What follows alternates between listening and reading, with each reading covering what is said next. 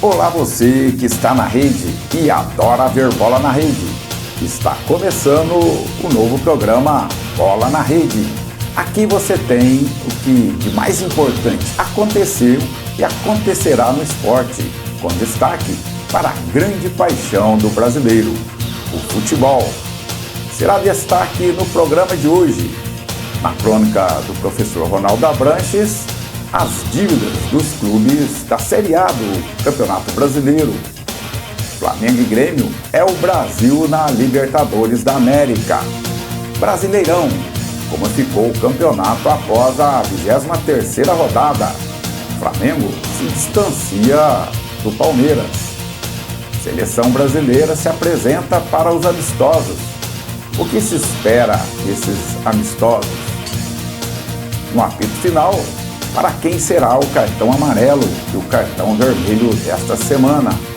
Estes são os destaques do programa de hoje.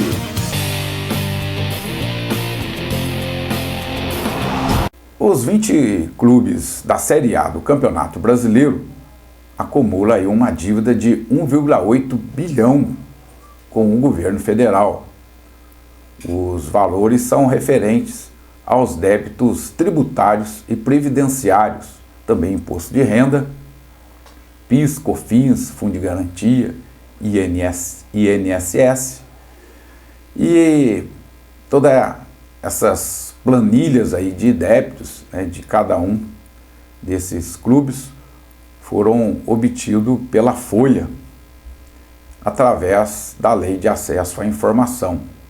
Existe uma lei que exige a exposição dessas informações e a Folha de São Paulo então obteve e acabou divulgando aí essas informações.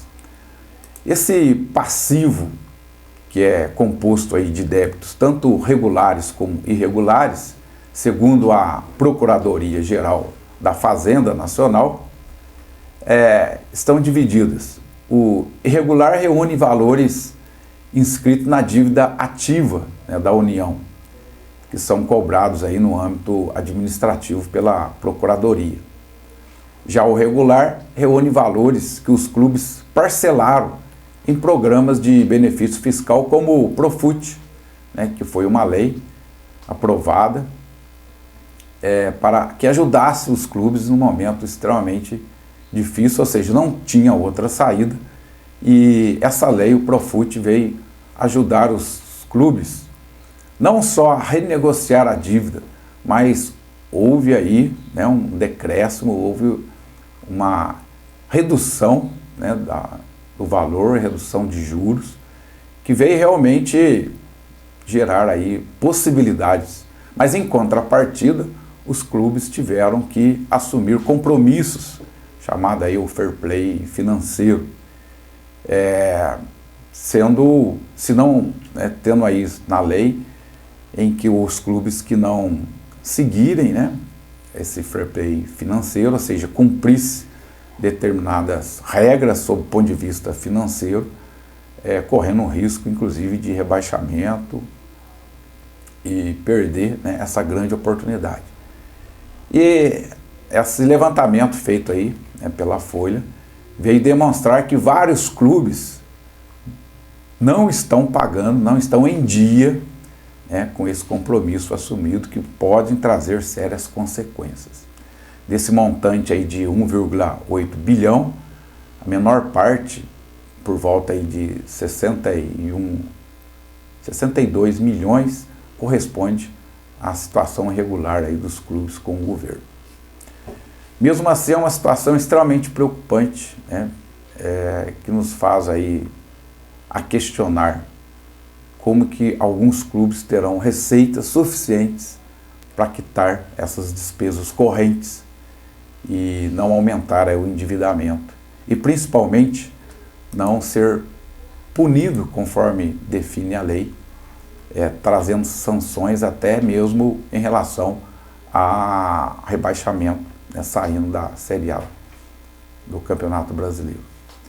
Nesse levantamento, o ranking ficou assim definido. O Atlético Mineiro está na frente, aí com 350 milhões 161 mil. Em segundo lugar, o Botafogo, com 231.622.000. Em terceiro lugar, o Flamengo, com 220.834.000. O Vasco, na quarta colocação, com 209.447.000. Em quinto lugar, o Fluminense, com 172.930.000. Depois vem o Corinthians, com 159.372.000. O Internacional, com 128.138.000. O Palmeiras, logo em seguida, com 86.794.000. O Santos, em seguida, com 67.893.000. O Cruzeiro, com 54.893.000. E segue aí, né, alguns outros clubes da Série A. Mas é importante ressaltar que aqui são somente as dívidas relacionadas ao governo federal. O Flamengo, que é considerado atualmente o clube que tem a melhor situação financeira, está em terceiro lugar. Mas isso, essa dívida de 220 milhões, está totalmente dentro do planejamento do clube. O Flamengo é um clube que tem pago as parcelas.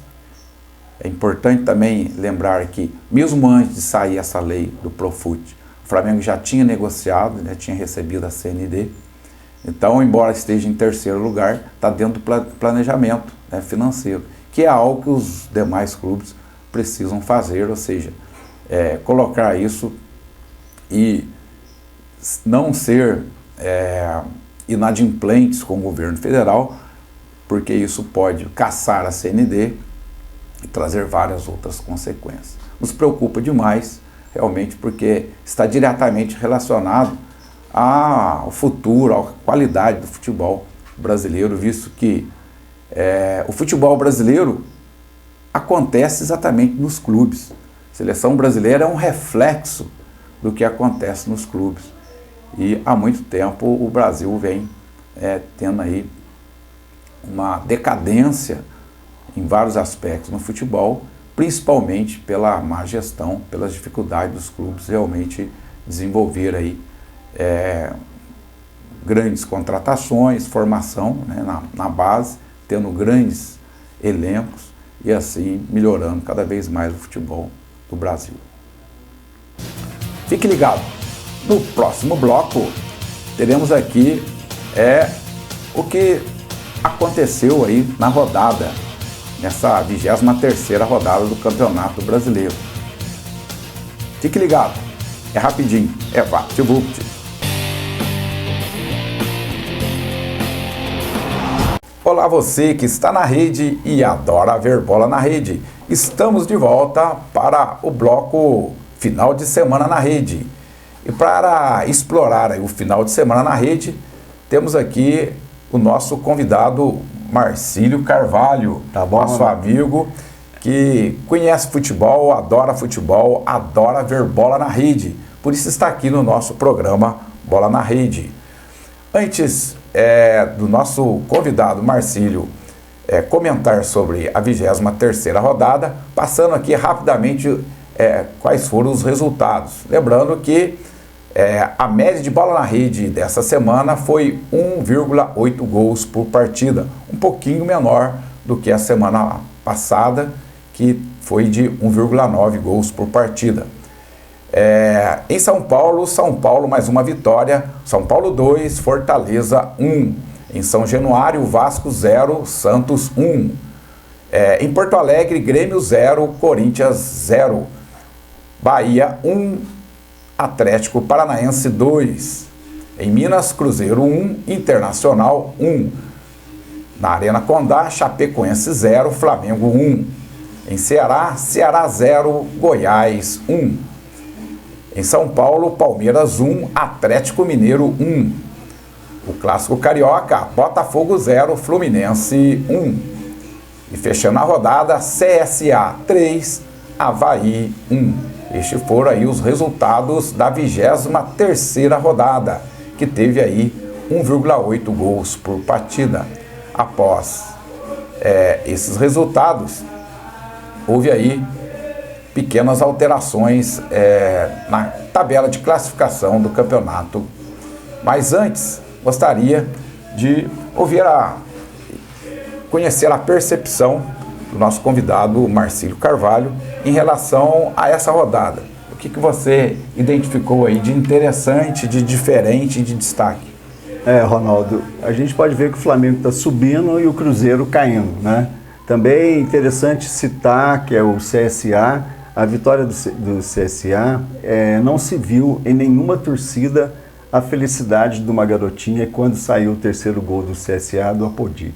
Lembrando que isso era uma decisão para eles, exatamente, em função de estar brigando diretamente ali na zona de baixo. Na zona de rebaixamento. Outro destaque, né, o São Paulo, né, o Igor Santos, né, jogando muito bem, e no Pacaembu o Rogério Ceni, ídolo eterno do São Paulo, sendo ovacionado pela torcida do São Paulo. Isso é muito interessante. Veja o reconhecimento da torcida, né, do cara ter feito realmente história no São Paulo, ter deixado realmente um legado, e mesmo agora vindo como adversário técnico do Fortaleza, né? E essa é difícil em técnico, muito, né? Muito difícil. E o Rogério está tentando se firmar como treinador.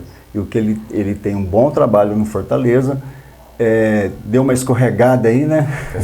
Ter saído, ido para o Cruzeiro e voltou agora com a torcida do Fortaleza também recebendo ele de braços abertos. Mas é uma carreira ainda a ser construída, visto que até o momento ainda não pode dizer que ele se consolidou em relação ao... Eu acho que a primeira etapa agora seria manter o Fortaleza na Série A, né? E o ano que vem ele com o planejamento, né, chegar com o Fortaleza mais um pouquinho, né? Sei lá, uma Sul-Americana ou até pensar em Libertadores. Outro destaque também foi a derrota do Botafogo, né, um clássico que teoricamente seria normal, 1-0 Botafogo ou 1-0 para o Fluminense, mas o Botafogo já vinha arrastando várias derrotas, né, e culminou com a demissão do técnico Barroca. E ficou muito evidente a diferença, né? O Fluminense com times jovens, correndo muito, o Botafogo muito lento, não consegue armar, não consegue criar jogada de gol, não chuta a bola no gol, né? O Diogo Souza muito pesado, né? Ele jogou mais recuado na armação, mas ele não consegue jogar. E o Botafogo com salários atrasados, também não tem recursos para contratar um grande técnico. Vai agora quarta-feira contra o Goiás com o Bruno Lazzaroni, né? Filho do Lazzaroni, que é auxiliar técnico do Botafogo. E ficou muito visível como que o time do Fluminense correu para o novo técnico Marcão. O Marcão muito bem, né? Dois jogos, 2 vitórias. Então, a saída do Fernando Diniz é tão interessante, né? O Fernando Diniz saiu do Fluminense, encaixou no São Paulo, e o Marcão, que é auxiliar técnico, também com 2 vitórias no Fluminense, está muito bem.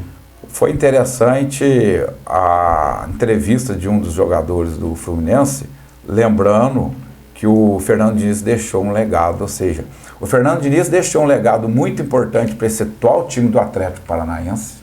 A saída de bola, né? O toque de bola. O Fluminense fez isso ontem contra o Botafogo. E mesmo acontecendo com o Fluminense, ou seja, o Fernando Diniz também deixou um legado no Fluminense. A grande dificuldade do Fernando Diniz ainda é conseguir o equilíbrio, né? Porque o time dele tem sempre dificuldade no sistema defensivo, né? É um técnico jovem, né? Já mostrou isso contra o Flamengo, que ele foi para o Maracanã para segurar o Flamengo. Segurou. E segurou 0-0, tanto que o técnico do Flamengo, o Jesus, reclamou da postura do São Paulo. Mas foi uma postura assim, até inédita pelo jogo do Fernando Diniz, pelo que ele gosta de fazer, mas foi apropriado naquele momento.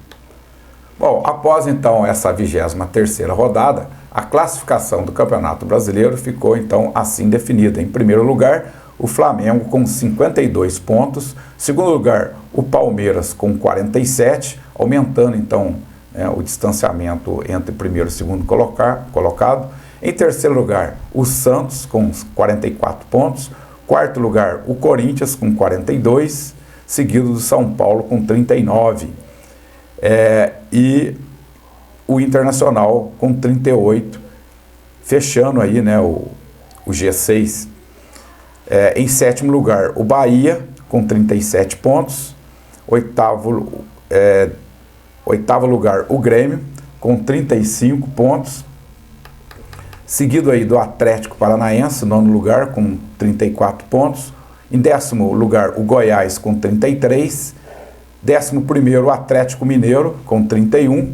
12º, o Botafogo, né, que está caindo aí ladeira abaixo, com 27 pontos. 13º, o Vasco com 27 pontos.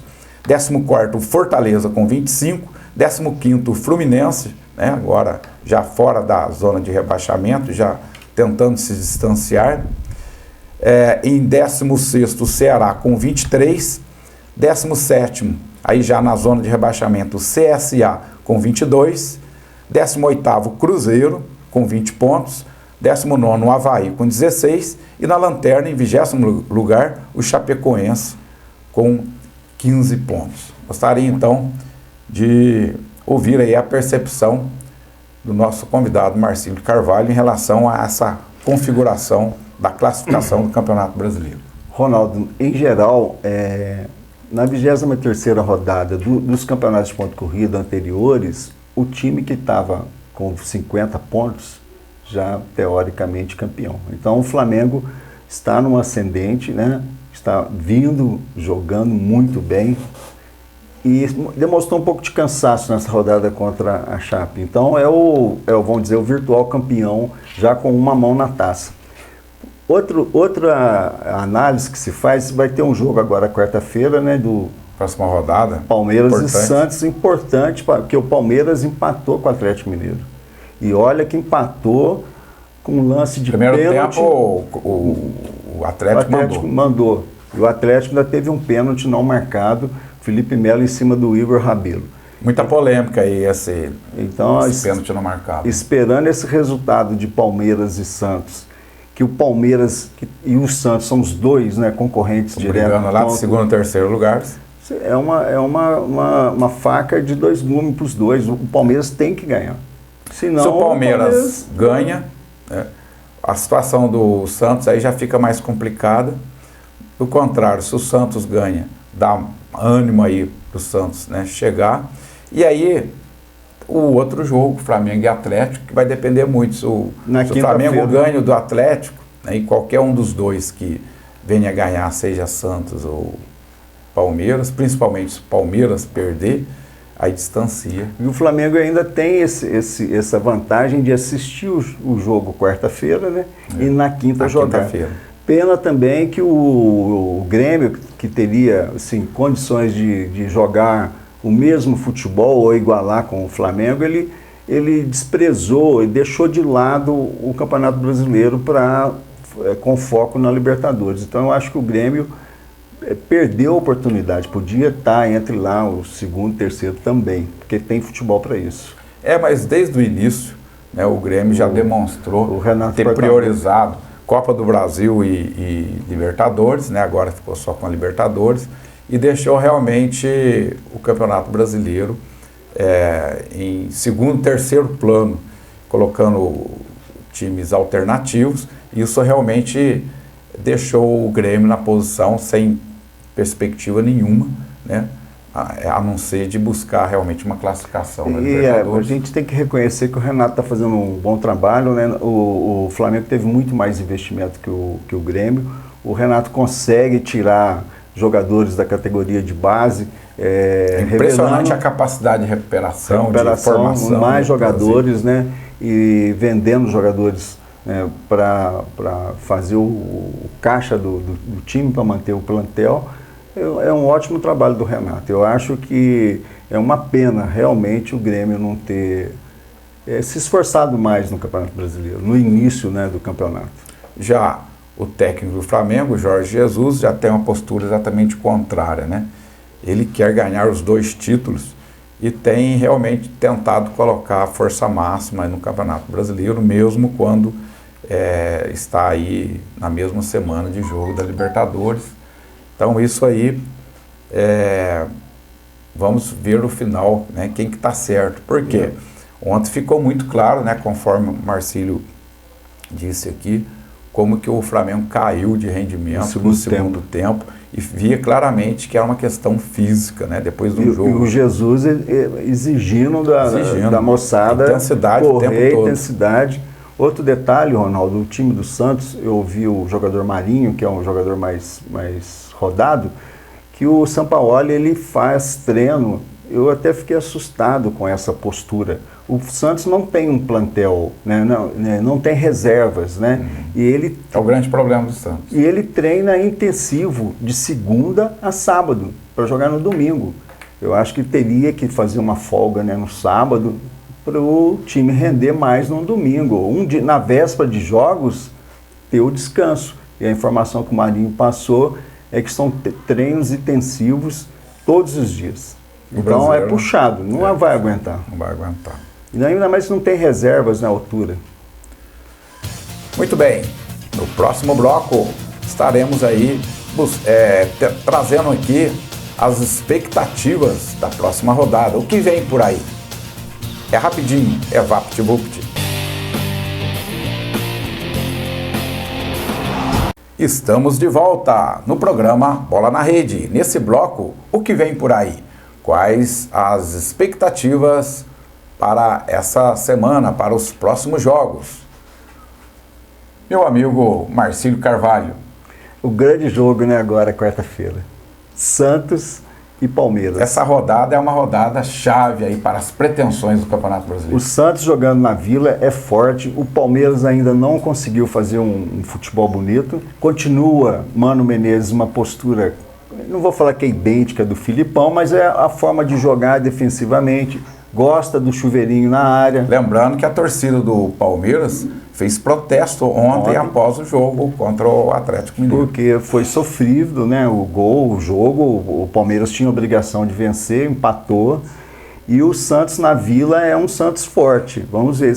E o Flamengo confortavelmente vai jogar na quinta. No Maracanã. No Maracanã. Lembrando que o Flamengo está invicto no Maracanã aí nessa série, né, de jogos. Tem tudo pro Flamengo. E aí distancia, né? Olha, para o bem do Campeonato Brasileiro, seria interessante que não houvesse esse distanciamento. Ou o Santos ou o Palmeiras vencer. O empate também já é ruim para os dois. Mas para o campeonato, aqui eu estou trazendo para o campeonato. Para o Campeonato Brasileiro, o interessante é o Palmeiras ganhar, porque ele aí não se distancia do Flamengo, mantendo ali em curta distância de pontos, né? Exatamente. Ou o Flamengo perdendo para o Atlético, perdendo pontos, né? Empatando ou perdendo, também, desde que o Palmeiras faça a parte dele, isso pode trazer aí, né? Diminuir o distanciamento, sob o ponto de vista, né, de competição do Campeonato Brasileiro, é interessante, né? Sempre quando um time se distancia, isso não faz bem para o campeonato, porque gera aquele relaxamento. E o futebol é bom por isso, né, a competição. Ninguém pode afirmar que o Flamengo vai vencer o Atlético. Tem tudo para vencer, mas eu não posso falar. E também o Palmeiras ou o Santos. O futebol é um dos poucos esportes que tem isso, né? Realmente o clube mais fraco pode vencer o clube mais forte. Isso está constantemente acontecendo. E o Atlético vem de dois bons resultados, né? Que ele estava muito mal no campeonato, agora está tentando recuperar. Então vai ser um meio de semana muito interessante. Então, como destaque essa semana, esses dois jogos, né, da 24ª rodada do Campeonato Brasileiro, aí entre Santos e Palmeiras, que será na quarta-feira, na Vila Belmiro, e o Flamengo e Atlético no Maracanã. Com certeza, mais uma vez, o Flamengo colocando mais de 60 mil pessoas no Maracanã, fazendo aquela festa, e vamos ver então o resultado. Ronaldo, deixa eu só puxar para o meu lado aqui, né? É uma rodada também muito importante para o Botafogo, né? Que vai jogar no Newton Santos contra o Goiás, com o técnico interino, né, o Bruno Lazzaroni, que é auxiliar técnico, e o grupo vai fechar com o Bruno, porque precisa de uma vitória de qualquer jeito para não ficar ameaçado de cair e ir para a zona de rebaixamento. Está com 27 pontos, mas já estão várias rodadas sem vencer. O Botafogo precisa urgentemente de uma vitória. Agora, a gente está falando lá em relação, né, à parte de cima da tabela, essa competição que, ao meu ver, está entre Flamengo e Palmeiras, principalmente, o Santos podendo chegar. Agora, lá embaixo, a briga é muito maior em relação às mudanças e quem realmente estará sendo rebaixado indo para a segunda divisão. A briga ali, né, é muito grande. Esse jogo, CSA e Avaí, deixou transparecer que realmente o CSA está com mais força, tanto é que ele realmente conseguiu, né, passar, não só vencer ontem. Venceu bem, mas 3-1. Tem mostrado uma reação, coisa que o Avaí tem tido dificuldade. A grande expectativa, a grande interrogação é em relação ao Cruzeiro, que está lá na zona de rebaixamento, que também não consegue vencer, mas eu particularmente, em relação à estrutura do Cruzeiro, né, ao plantel do Cruzeiro, eu ainda não acredito que o Cruzeiro vá o Cruzeiro tem um grande problema extracampo, os dirigentes, salários atrasados. E o que o dirigente do Cruzeiro fez? Inteligentemente trouxe um técnico, né, que favorece ao plantel, principalmente a Thiago Neves, Fred, Robinho, que são líderes, né, jogadores que lideram o vestiário. Um grande plantel, né? Então o Abelão, teoricamente, tem tudo para tirar o time lá da zona de rebaixamente. Mas já foi 2 jogos, né? Que futebol é futebol. E o empate, né, contra o Inter foi um pênalti arranjado, não foi pênalti. O VAR, sem critério, né, aos juízes, né, brasileiros, né, o VAR marcou um pênalti que, na minha opinião, não existiu. Essas 2 vitórias do Fluminense também deu um fôlego Fluminense, colocar a cabeça no lugar com mais tranquilidade. Nós não falamos também de um destaque é o Vasco, né? O Luxemburgo conseguiu armar o time do Vasco direitinho. Hoje o Santos foi lá e ganhou de 1-0. Quem assistiu o jogo, eu assisti o primeiro tempo, foi apertado. O Vasco jogou melhor. Muito bem. O Vasco perdeu um pênalti. Eu fiquei, depois na hora que, né, vi o resultado, tinha assistido o primeiro tempo, o Vasco muito melhor, acabou perdendo o jogo em casa. Né? Então você vê que os cariocas, a recuperação do Vasco e Fluminense e a queda do Botafogo sensível. Em São Paulo, Palmeiras, Santos e Corinthians continuam lá para cima jogando um futebol que é esperado pelo plantel que tem, né? Então, aí, Cruzeiro e Atlético aqui em Minas, é decepcionante a participação do Cruzeiro e o Atlético está conseguindo recuperar. Muito bem. No próximo bloco, estaremos dando aí o apito final. Quem receberá o cartão amarelo dessa semana? Quem receberá o cartão vermelho nesta semana? Não saia daí. É rapidinho, é VaptVupt.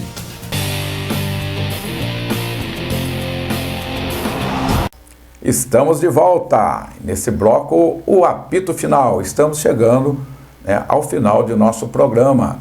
E no apito final, para quem vai o cartão amarelo de hoje, dessa semana?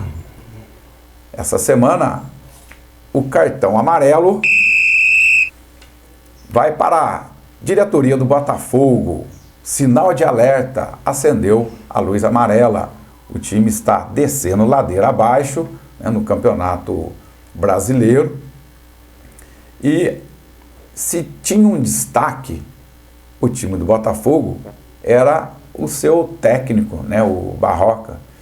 E ontem a diretoria do Botafogo demitiu, né, os resultados não estão chegando, sempre, né, estoura na mão do técnico, e o técnico foi demitido. Isso é um sinal de desespero, né, da diretoria para tentar fazer alguma coisa. E se o destaque era o técnico, agora o técnico foi demitido, né, o que será do time do Botafogo em relação à classificação do Campeonato Brasileiro? Então, um sinal de alerta. Torcemos aí para que realmente o técnico que venha assumir consiga mexer aí no elenco. A gente vê o time do Botafogo extremamente né, frágil, motivado, porém com dificuldades realmente frágil na criação. Eu gostaria da opinião aí do Marcílio, que conhece muito bem o Botafogo, especialista em Botafogo. O Barroca insistiu muito no Cícero, né, que é um jogador mais veterano, e o Diogo Souza. Ontem, por exemplo, no jogo, o Gustavo estava fazendo um bom jogo. E na hora de substituir, ele tira o Gustavo e mantém o Cícero, que não vinha bem na partida. Outra alternativa é o Botafogo, o Vinícius Tanque, é um jogador já da categoria de base, não tem anos ali no Botafogo, não é um 9 para o Botafogo, né? E contratou mal também o Vitor Rangel, tinha esperança nesse jogador, se apresenta muito mal, muito nervoso, muito tenso, o time parece que ele tinha a obrigação de fazer o gol para segurar a vaga. Você esperava muito do Diego Souza também. Diego Souza pesado andando em campo. Ontem o Carly, que é o nosso capitão... Uma falha muito... Falha, ele tá voltando de contusão, ainda não está no ponto. E me parece também que o Catito falhou no gol ontem, que é a nossa estrutura. Os jogadores do Botafogo hoje é Catito, Gabriel, o Carly... São jogadores que seguram o time. Era uma bola defensável, né? Dava tempo dele. E me chamou a atenção, eu assisti a alguns jogos do Botafogo e assisti inclusive lá em Volta Redonda, em que a gente fica próximo ali do Alambrado, a estatura, né, do zagueiro do Botafogo, ele é muito alto. Tem 1,92 m. E o Carly. O atacante do Fluminense, que também, né, conseguiu há muito tempo não fazer gol. Exatamente. 11 jogos sem fazer gol e logo contra o Botafogo foi certas coisas só acontecem com o Botafogo, como dizem, né? Muito bem. Agora é um desespero, né, a demissão do Barroca, porque também não tinha mais clima para continuar. Na quarta-feira contra o Goiás, vamos com o Bruno Lazzaroni e vamos ver o que acontece. Se Deus quiser, a gente consiga uma vitória para dar uma acalmada nos ânimos. Continua salário atrasado, continua com a crise extracampo. O Botafogo trabalha para virar Botafogo SA, empresa, mas ainda esse trabalho ainda não deu resultado e é só a partir do ano que vem mesmo que a gente vai poder ter certeza que o Botafogo vai ter uma caminhada para melhora. E o cartão vermelho dessa semana? Para quem vai? O cartão vermelho dessa semana vai para os analistas do VAR no jogo de quarta-feira pela Libertadores da América. Até agora ninguém conseguiu ver aquilo que eles viram. Aliás, trazendo, né, aproveitando e trazendo para o Campeonato Brasileiro, polêmica também em relação ao VAR. Veja que a máquina veio exatamente, né, para ser mais precisa em relação, né, ao olho humano. E mesmo assim com dificuldades, né? A pecinha que fica atrás da máquina. Veja que eles e a Conmebol divulgou o áudio, né, a conversa que houve entre o árbitro e os analistas. E sem explicação até agora estamos tentando entender, né? As linhas ficaram sobrepostas, porque tem linha de cor diferente. As linhas ficaram uma sobre a outra. E aí, por que então, né, a chuteira branca estava... então vai aí, né? A gente sabe que isso veio para colaborar com o futebol, isso era necessário, nós cobrávamos do futebol, já que no vôlei tem outros esportes, tênis, né? Tênis. Só que realmente está tendo dificuldade, né, de utilizar adequadamente essa ferramenta. O que acontece? Juízes péssimos e sem nenhum critério. Você vê o lance do Gabigol, que empurrou o jogador antes do gol, foi Flamengo e Grêmio? Flamengo e Grêmio. O VAR marcou a falta, saiu o gol, cancelou o gol.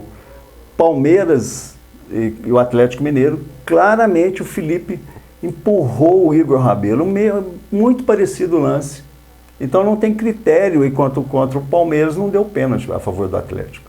Então falta critério na análise dos juízes que ficam lá atrás do computador e falta critério dentro de campo, que muitas vezes o juiz, em vez de ser firme dentro do campo, fica escorando com uma muleta que é o VAR. Então ainda a gente espera que isso melhore, que cresça essa ferramenta no futebol, para o bem do futebol.